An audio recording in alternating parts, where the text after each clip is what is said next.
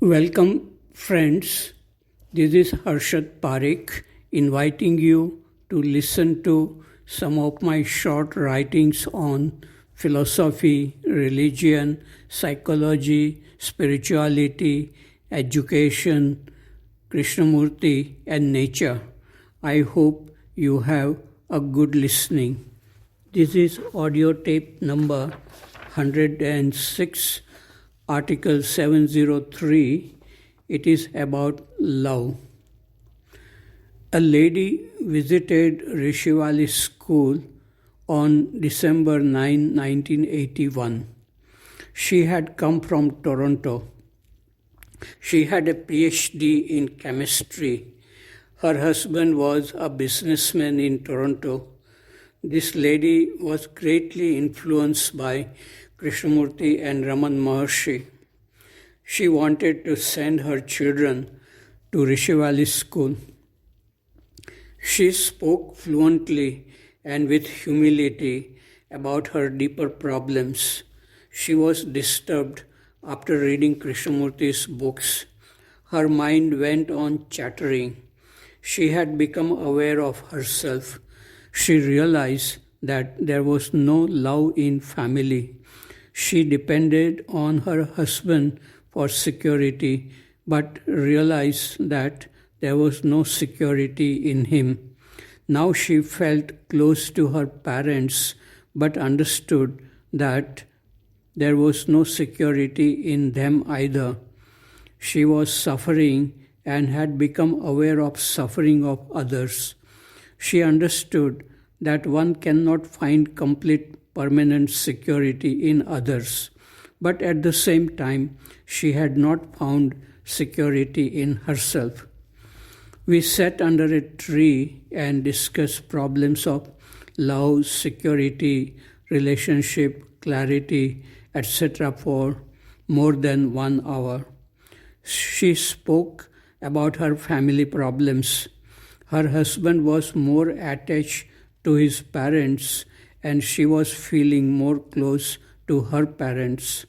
Children were drifting away from her and her mother was in a hospital dying.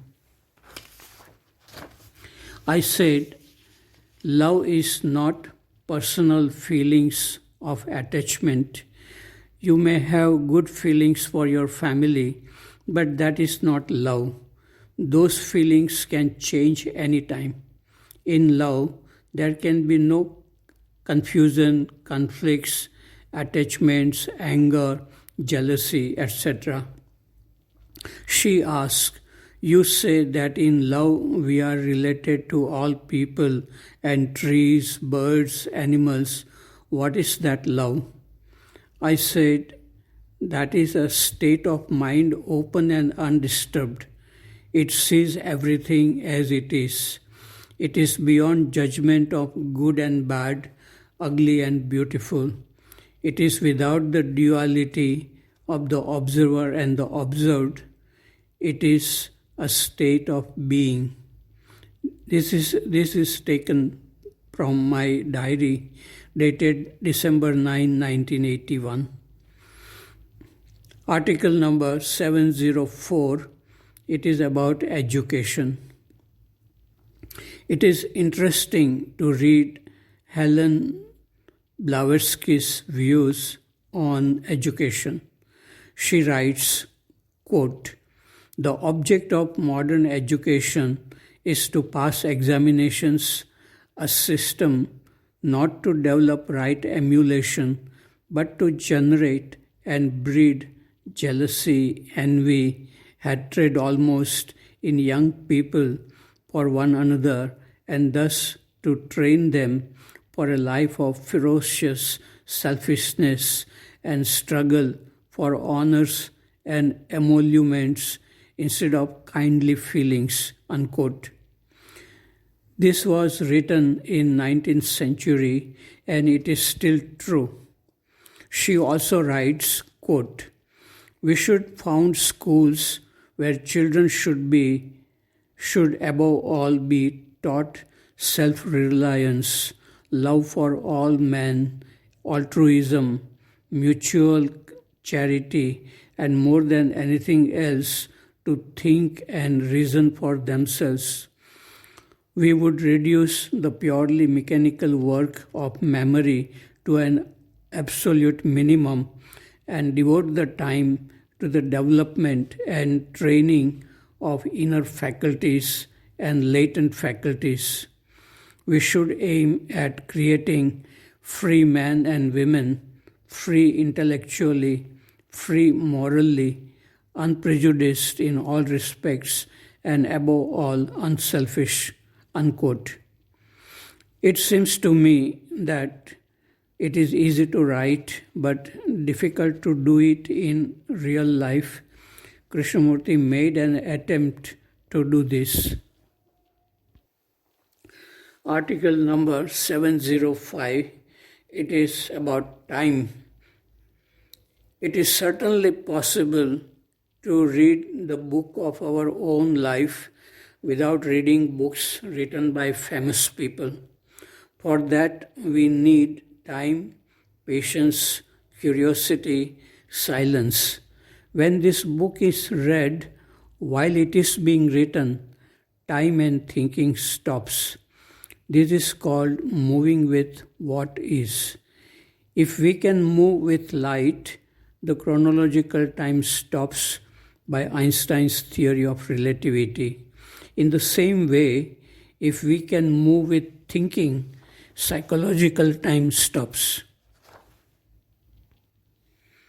Article number 706, it is about brain, mind, and restlessness. There was a discussion about nuclear war. I said, politicians can prevent wars, but they cannot establish peace. Peace is not opposite of war. As long as human beings are suffering from psychological insecurity, there cannot be peace. The mind creates a sense of insecurity out of fear of future. In culture class, I read a Sufi story. Then we discussed about the difference between the brain and the mind. Some students were very quick in asking and answering questions. They were restless and arguing among themselves. They were not quiet enough to reflect on their own questions and answers. Sumati Surya, a girl who is talkative and intelligent, said, "Brain and mind are same. Without brain, mind cannot exist." I asked, "Would you say that the music and the musical instrument are same?" She answered, "No, but what is mind?" I said, "The brain is matter, it is physical. It exists all the time before we die. The mind is the sense of I or me. It comes from thinking. Thinking creates the mind. When there is no thinking, there is no mind. Mind is transient. It appears and disappears." While we were discussing, some students were laughing and doing some mischief. I told them, "Please learn to behave well. This is a serious matter.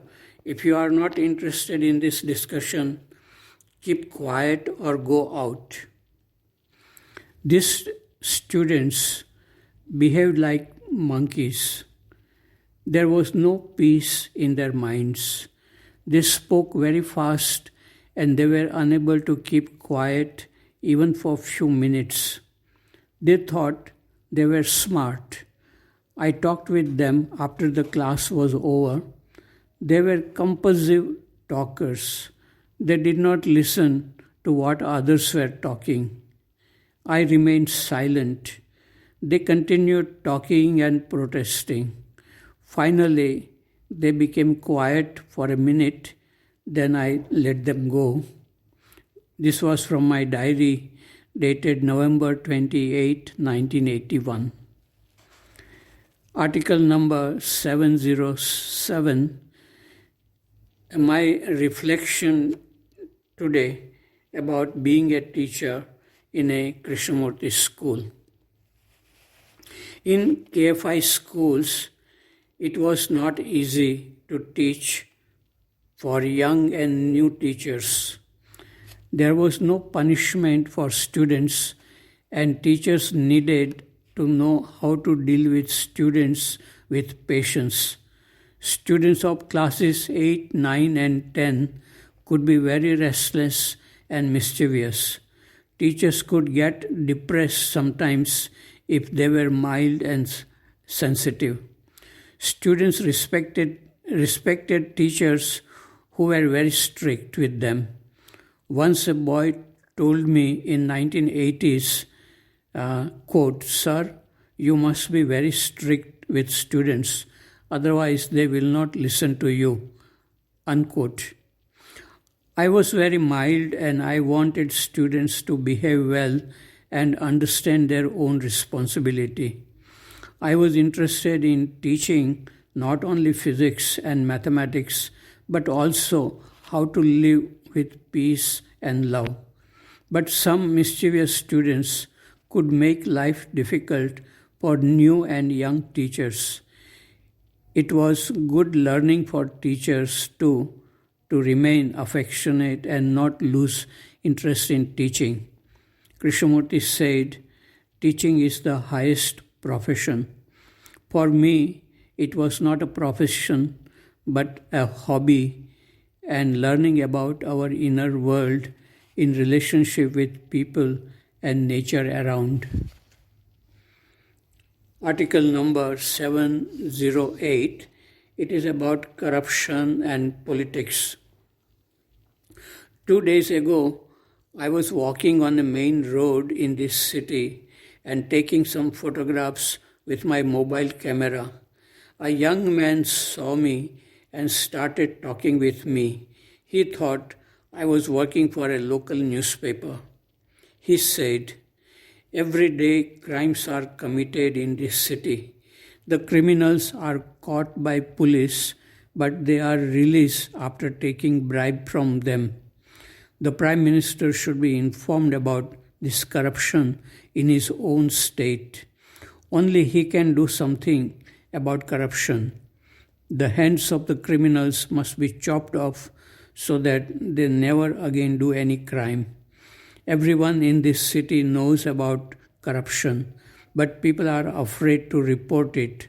You can write in your newspaper about this." I told him that I was not working for any newspaper. I am interested in the cleanliness and greenness in this city. I was going to the office of the municipal corporation to discuss this problem. Politicians cannot solve the problem of corruption because politics and politicians themselves are involved in corruption.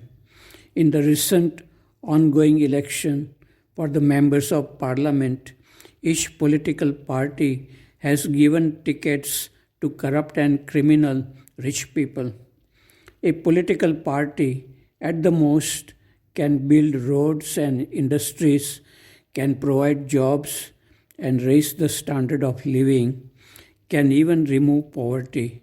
But it cannot make people good and honest, happy and free from addictions to smoking, drinking and drugs.